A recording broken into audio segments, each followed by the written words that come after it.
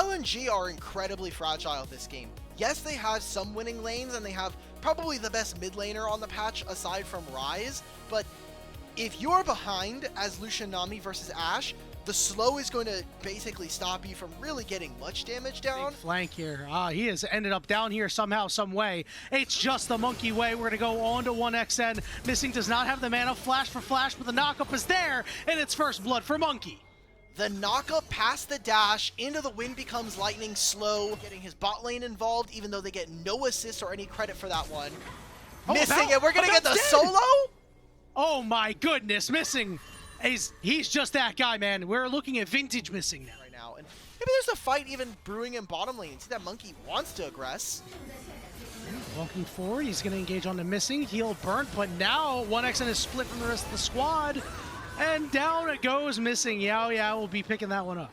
They do some unorthodox things, especially early invades in this meta right now. Almost unheard of because of the changes we've made to jungle. Not only has it been so long since they've won a best of 5, but I think it's been a long time since they've played a best of 5 with this sort of gravitas around it, right? Seeing it engage on the bottom side here. The tidal wave going to land about, force the flash away. Culling going to be mostly blocked by Yao, but the dash forward and the Q takes him down. Cleanse from flash from 1xN, and he's out of it. We know this is going on, but they have already displayed in this series that they can show restraint. Seeing some pings onto Yao and about, but again, we're still looking for something, but nothing is quite there. And now Monkey says, yeah, I'll go in on you, Croco. I'm not afraid of this counter matchup. Monkey might be afraid of missing in 1xN, looking to cut him off. Here comes the tidal wave. Flash can be burned. Equalizer's there, and they're burning away. It doesn't matter the encore. He's a double kill for Lucian, and Sheer will clean up the end of the fight.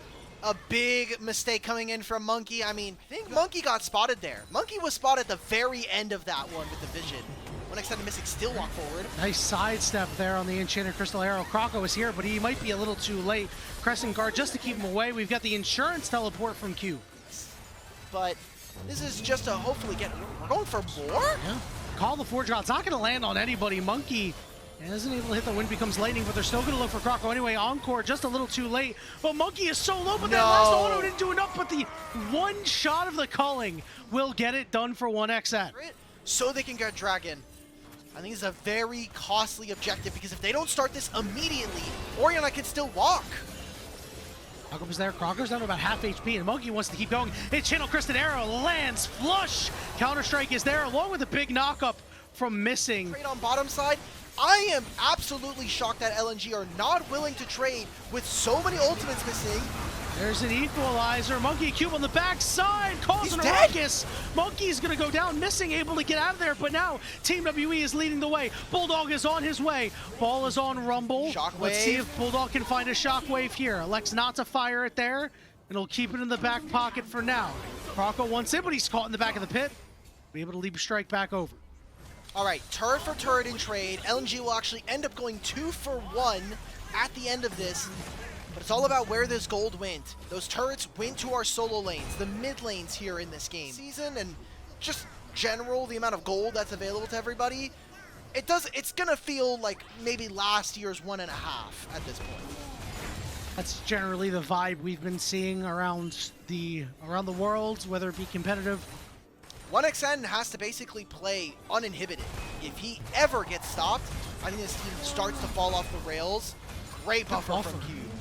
All right, here comes the call of the Forge God. Who's it gonna hit? Knocks up 2 members on the backside, but Team WE is unwilling to help out their friend. Monkey, good pressing guard, but everybody gets on top of him quickly. Encore only hits 1, and LNG pick up 2. But there's not even a way for him to play for. Lucian and Rumble will recall, stopping him from going any further here.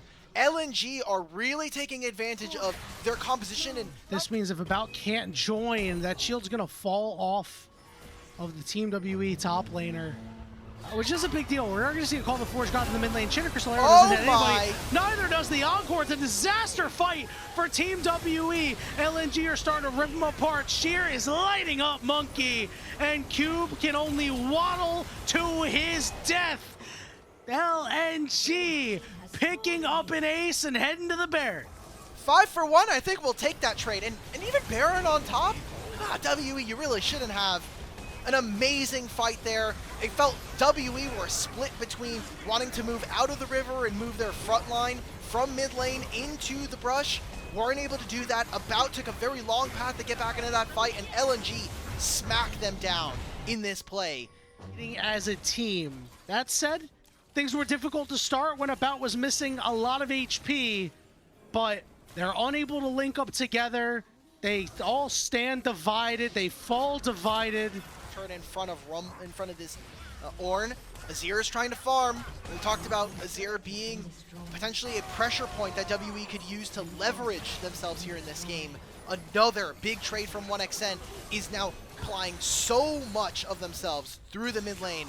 Karis, it's probably going to be your last wave before you have to recall. Remember, these are Baroned up minions, so LNG are just printing gold. Look at Croco here. Counter-Strike is up. Here comes Call of the Forge God, but another tidal wave is going to disrupt this. Encore lands onto two. This is an odd man fight, and About from the side, but Croco's on top of him. He's got to flash away. Croco is able to finish him off, and Sheer from behind is causing some problems. Cube and Monkey have to run, and Cube has nowhere to go. Falls to 1xN. Those final bits of kills there.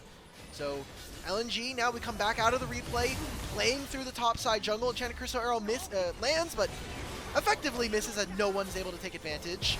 The equalizer's not great. Neither is this Encore. Tidal Wave coming through just to disrupt as Karis eats a shockwave into the face. Cube coming in, Call the Forge God. It's going to land on the two members, but Croco is ready with the counter-strike. Knockups are there. Okay. Bulldog's going to fall. Team WE fighting out of a corner and doing it damn well. Croco and 1xN have to run for the hills as Team WE are still on the chase. Heal getting used. They're trying to find 1xN. LNG has grouped to back up. It's still a 4v5. Still need to find a way out for the moment. Monkey flashing forward, and he finds missing.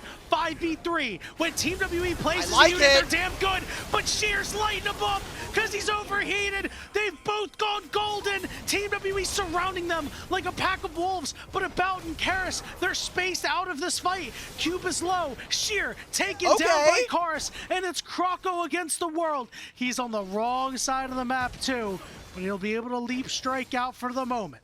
Do they try to make a play? Remember, no flash on Monkey for them to find a knockup here. Baron spawns, they have Azir, the two of them are going to start this. They're not on vision, they use the wind becomes lightning to get over that scuttle. Well, About's going to step on it now, and they've realized LNG's got to be the ones to step on the gas. Here's Ornn trying to disrupt. It's gone. There's an ultimate. Cube coming through, Call the Forge God, gonna land. Sheer's gonna go golden. Team WE, they want to take this fight. Encore's gonna land on a one. Oh my! The shockwave's there too! Karis is still alive for the moment, but guess who dies? It's Monkey on the other side. Cube landing a knockup, just trying to get Team WE out of there, but 1xN wisely spotting out Karis. It's a triple kill for the Lucian. Together on Team WE can wipe all of that away if they can get lucky. All five of them sitting on this mid lane.